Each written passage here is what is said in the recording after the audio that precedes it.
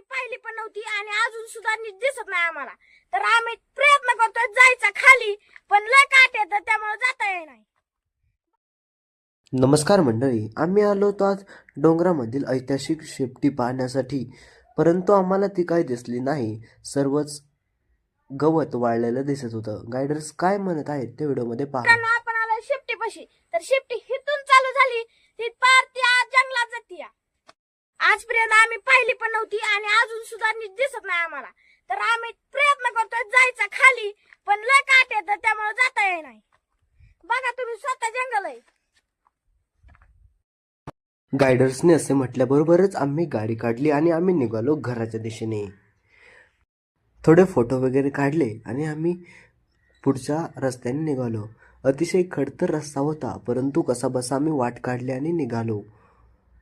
डोंगर असल्यामुळे अतिशय उतार त्या ठिकाणी निर्माण झाला होता, त्यामुळे आम्ही चालतच घराच्या दिशेने निघालो. तर मंडळी, आपण आत्ता मेन रस्त्यावरती येऊन पोहोचलेलो आहेत.